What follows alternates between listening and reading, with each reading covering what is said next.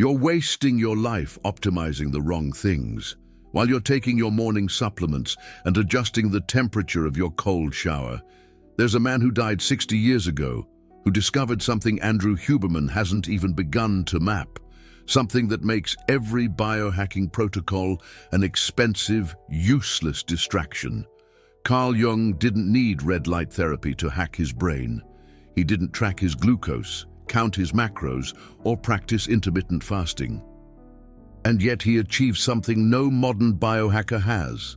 He became completely different. Not better, different. What's the difference? Huberman teaches you to optimize who you already are. Jung showed you how to become who you were truly meant to be. One gives you tools, the other gives you a new identity. And today, you're going to discover why everyone following biohacking protocols is digging in the wrong place. I know what you're thinking. Another video attacking biohacking. Another person saying science doesn't work. That's not it. The problem isn't science. The problem is you're using a scalpel to perform surgery that needs dynamite. Let me explain with a real story. In 1909, Jung was treating a patient, a midlife successful professional suffering from chronic anxiety. He'd tried every treatment available at the time. Nothing worked. The man was desperate. Jung did something no doctor would do today. He told the patient to stop trying to cure himself, to stop fighting his anxiety, and to start talking to it. "Ask your anxiety what it wants," Jung said. The patient thought Jung had lost his mind, but he was so desperate he decided to try. For weeks, every time anxiety surfaced, instead of chamomile tea or breathing exercises, he asked, "What are you trying to tell me?" And the anxiety answered. It said he'd betrayed his true nature, that he was living a life others expected of him, that all that anguish was the price of living a lie. In 6 months, the man had completely changed careers, divorced, moved to another country, and started painting. The anxiety disappeared forever. Not because he optimized his neurology, because he stopped being a false version of himself. That's what Jung called individuation, the process of becoming who you truly are, not who you think you should be. Now compare that to modern biohacking. Huberman teaches you to take 400 milliliters of alpha-GPC to improve your focus. Jung would teach you to discover why you can't focus. Huberman tells you to do 90 seconds of Wim Hof breathing to manage anxiety. Jung would tell you to discover what your anxiety is trying to teach you. See the difference? One treats symptoms, the other goes to the root cause. A cause hidden in a place no protocol can reach. Your unconscious. And here's the first problem with biohacking. It assumes you know what you want to optimize, that you know your goals, that you understand who you are. But what if you don't? What if the person you think you are is just a mask you wear to please others? What if your goals are just desires others planted in your head? Then you'll optimize the wrong person in the wrong direction. You'll become very efficient at being someone you shouldn't be. It's like using a GPS to get faster to a destination that isn't yours. Jung knew this. He discovered that most psychological problems don't stem from chemical or neurological deficiencies. They come from internal conflict, from living a life that isn't yours. And the most disturbing part, the further you stray from who you truly are, the more your body and mind scream for help. Anxiety, depression, insomnia, lack of focus. These are all signs you're on the wrong path. But instead of listening to the signals, you try to silence them with protocols. It's like turning off the fire alarm instead of putting out the fire. Let me give you a personal example. 2 years ago, I followed all of Huberman's protocols religiously. I woke up at 5 a.m., got 10 minutes of sun exposure, fasted for 16 hours, supplemented with magnesium, zinc, and vitamin D. My sleep was perfect. My energy was high. My biomarkers were great, and I was miserable. Because I was optimizing a life that wasn't mine. I was efficiently executing plans other people made for me. I was getting better at being someone I hated. That's when I discovered Jung, and I understood I'd spent 2 years treating the wrong symptom. The problem wasn't my neurology, it was my identity. So I stopped all the protocols and started asking a different question. Not, how can I improve? But who am I really when nobody's looking?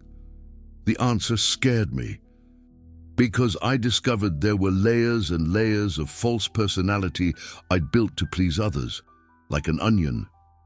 Each layer I peeled back revealed another lie beneath, until I reached the core, the person I truly was before I learned to be who others wanted me to be.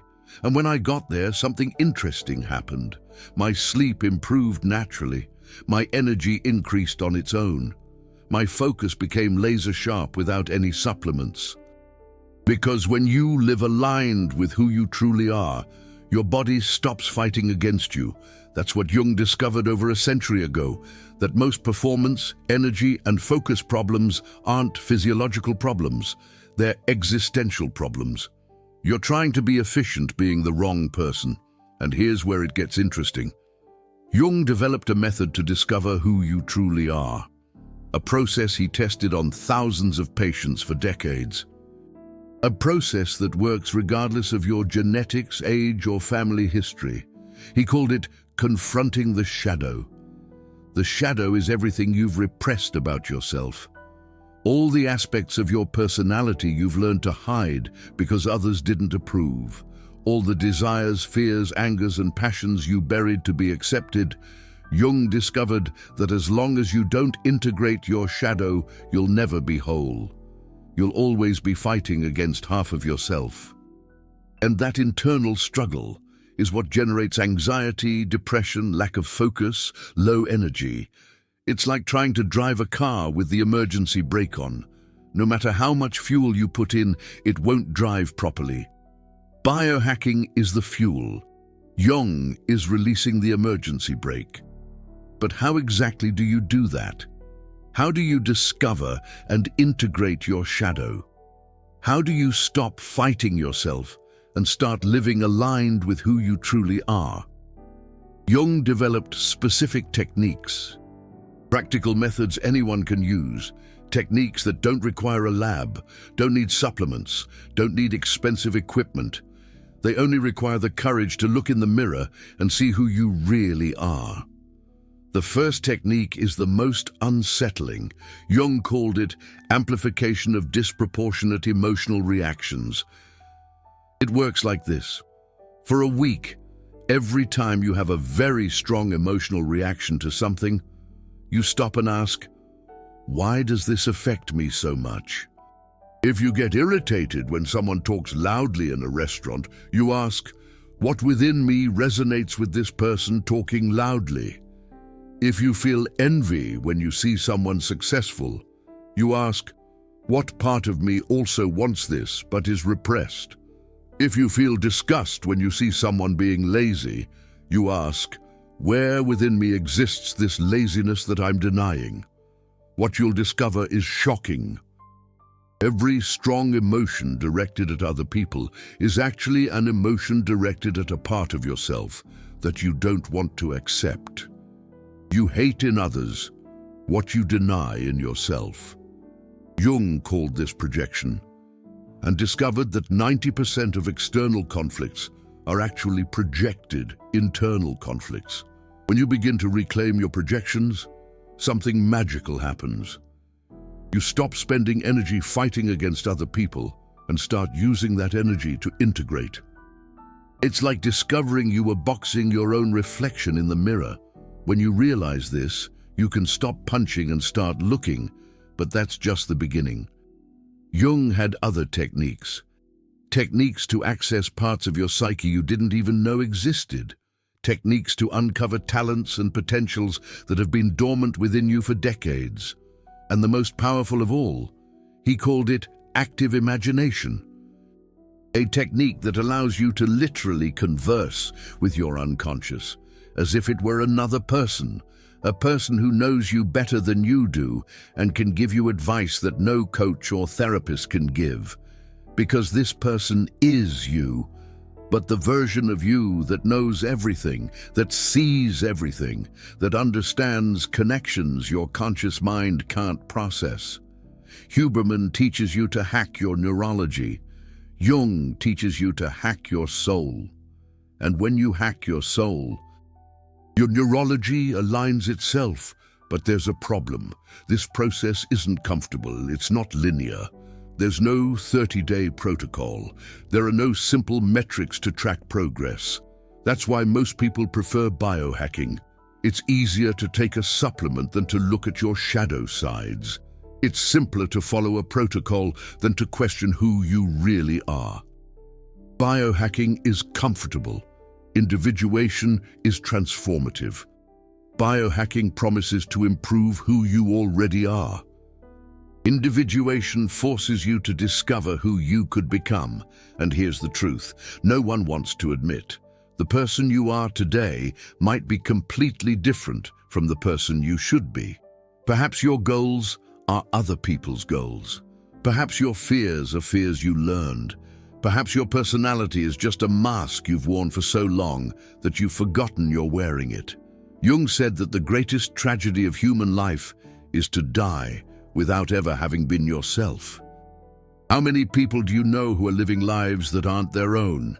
How many people optimize careers they hate, relationships they don't want, goals they didn't choose? How many times have you done that? Optimized the wrong person in the wrong direction? That's why you can follow all the protocols in the world and still feel empty. You can have perfect sleep, high energy, laser focus, and still wake up every morning feeling like something is missing.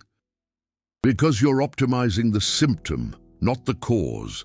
The cause is hidden in your shadow, in the parts of you that you've learned to deny, in the aspects of your personality that you repressed to be accepted. And until you integrate these parts, you will always feel incomplete, like you're fighting against yourself, like you're wasting your life being someone you're not. Jung knew this, and he developed a complete method to solve this problem. A method that thousands of people have used to completely transform themselves, to stop being false versions of themselves and start being who they really are. A method that goes far beyond any biohacking protocol, because it doesn't treat symptoms. It treats the root. It doesn't improve who you are. It discovers who you should be. But to understand this method completely, you need to know a story that Jung never told publicly. A story about what happened to him when he decided to apply his own techniques to himself. A story that will show you exactly what happens when you stop trying to optimize yourself and start transforming.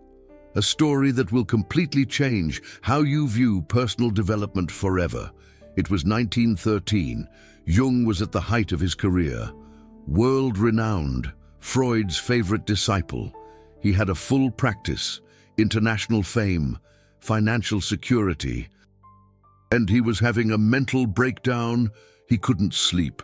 He had strange visions during the day. He heard voices. He felt like he was going insane. His medical colleagues wanted to institutionalize him. His wife was desperate. Any normal person would seek treatment. Jung did the opposite. He decided to dive deeper into the madness because he suspected something, that it wasn't mental illness. It was his unconscious trying to communicate with him, trying to show him something his rational mind couldn't see. So every night, Jung locked himself in his office and did something no doctor would do. He talked to his hallucinations. "Who are you? What do you want from me?"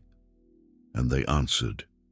For months, Jung kept detailed dialogues with figures that appeared in his visions. An old wise man, a mysterious woman, wild children, talking animals. He wrote everything down, every conversation, every revelation. Every insight these figures gave him, and he discovered something that changed everything. These figures weren't hallucinations. They were aspects of his own psyche that had been repressed for decades, parts of his personality that he had denied to become a respectable doctor. The old wise man was his intuitive wisdom, which he had stifled with excessive rationality. The mysterious woman was his creativity and sensitivity, which he had buried to be masculine. The wild children were his spontaneity and joy, which he had sacrificed to be professional. Each figure represented a talent, a capacity, a vital part of himself that he had lost along the way. And when he began to integrate these parts, something extraordinary happened. Jung not only stopped having symptoms, he became a completely different person, more creative, more intuitive, more whole, more powerful. It was during this period that he developed his most important theories, the concept of archetypes, analytical psychology, the techniques of individuation. It all stemmed from this collapse, this decision to stop fighting his unconscious and begin working with it. Jung had discovered the true mental upgrade, not optimizing what you already have, but recovering what you've lost. And what had he lost? The parts of himself he'd rejected to be accepted by society. This is what Jung called the return of the repressed, the journey back to reclaim all the aspects of your personality you've learned to hide. It's like you're a piano, but you only use 20% of the keys. Biohacking teaches you to play those 20% better. Jung teaches you to discover the other 80% you forgot even existed. And here's what's unsettling. Jung discovered that the more well-adjusted you are to society, the more parts of yourself you've likely lost. Because society doesn't want you whole. It wants you predictable, controllable, efficient in specific functions. So you learn to repress everything that doesn't serve the role society wants you to play. If you're a man, you repress sensitivity. If you're a woman, you repress aggression. If you're a professional, you repress creativity. If you're creative, you repress practicality, and you go on living as a fraction of who you could be. Jung tested this theory on hundreds of patients, and he discovered a pattern. The most normal people were the most unhappy. The most adjusted were the most anxious. The most successful were the most empty. Because social success and personal integrity are almost always opposites. To be accepted, you sacrifice authenticity. To be loved, you hide the truth. To be successful, you deny your instincts. And then you spend the rest of your life trying to optimize a life that isn't yours. That's why biohacking is so popular today, because it's far easier to take a supplement than to question whether the life you're living is really yours. It's simpler to tweak your neurology than to admit that maybe you've made wrong choices, that maybe you're on the wrong path, that maybe you need radical changes, not incremental optimizations.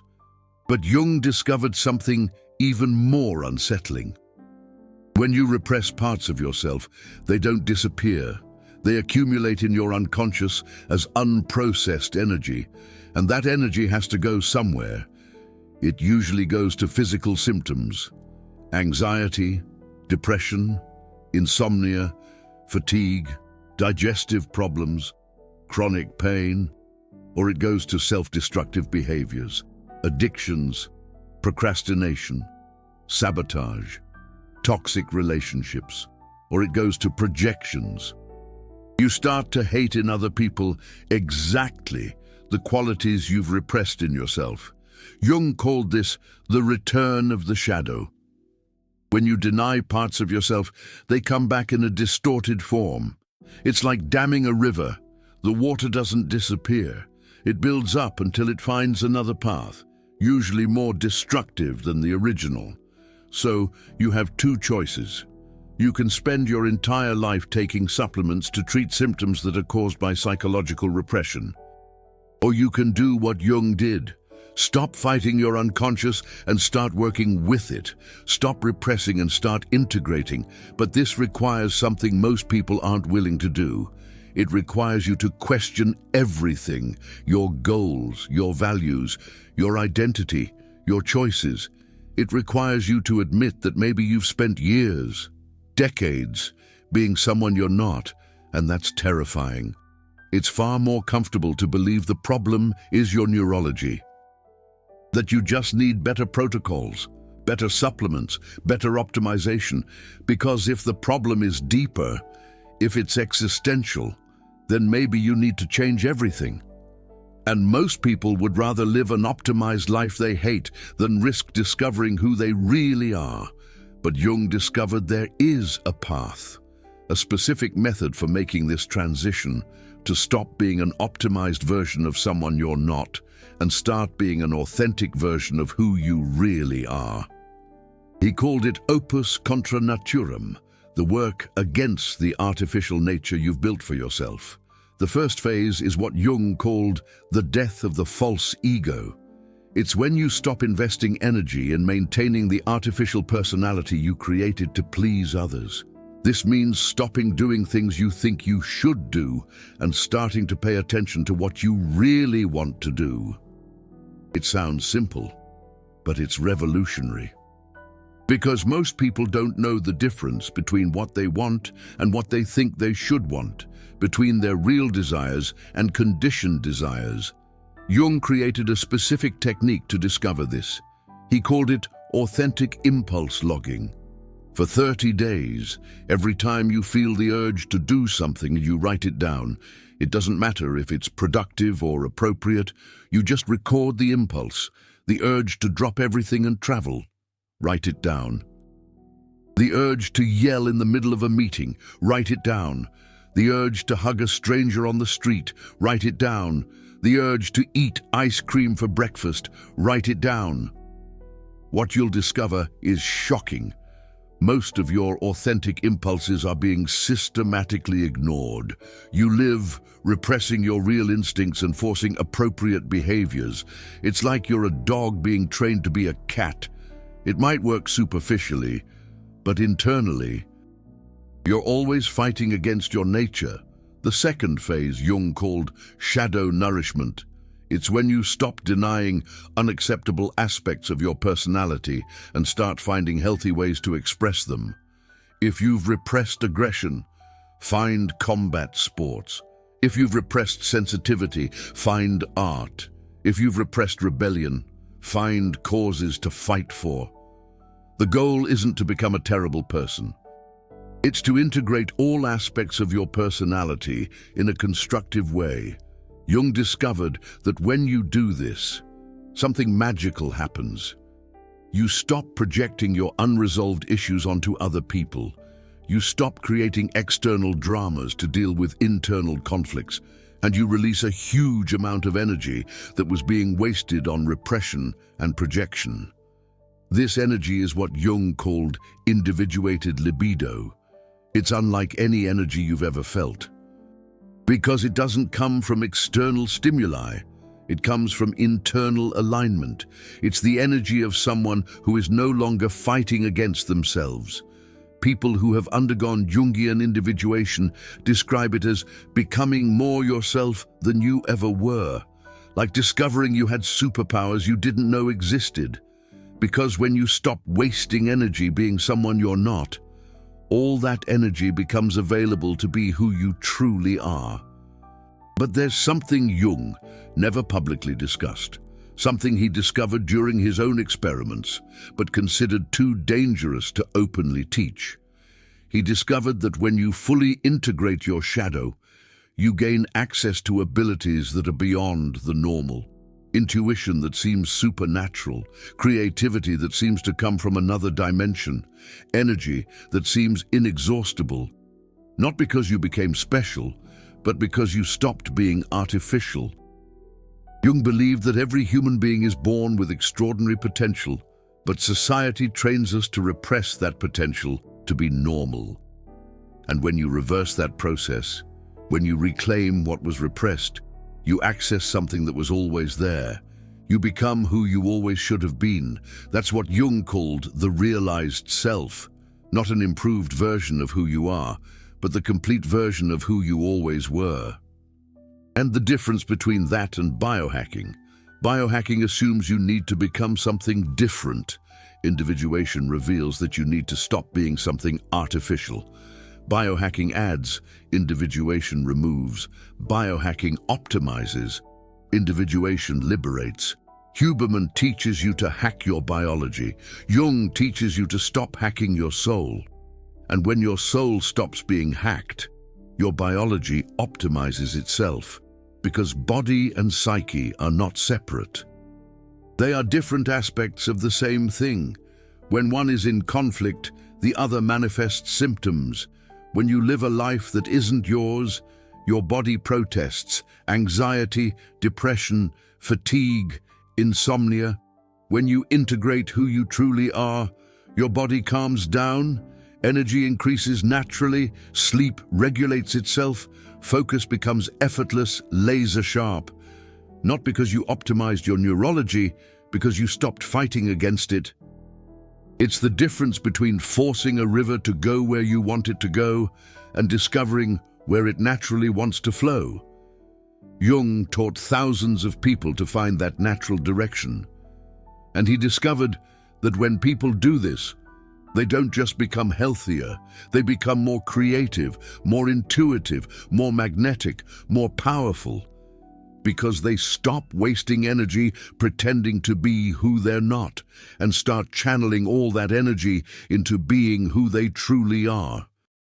And who you truly are has capabilities you can't even imagine, talents that have been buried for so long you forgot they existed, instincts that have been repressed but are still alive.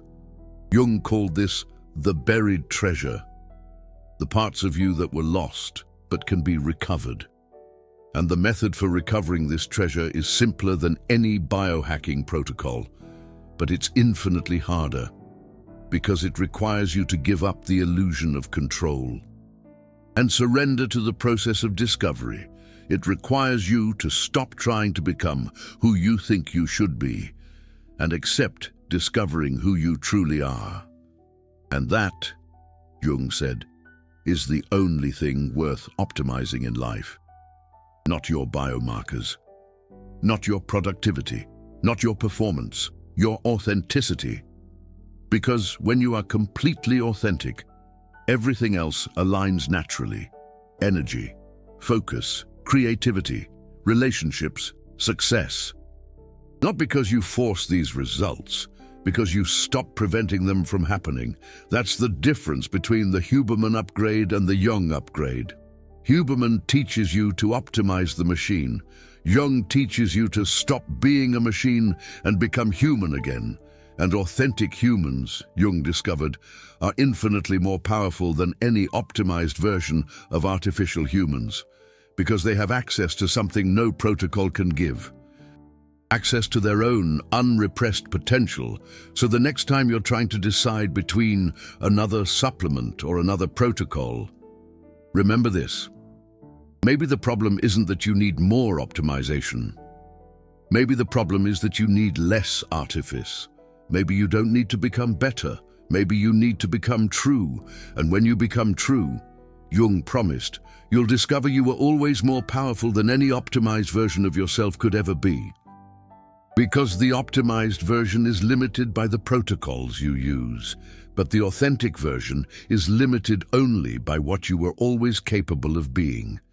And that you haven't even begun to explore.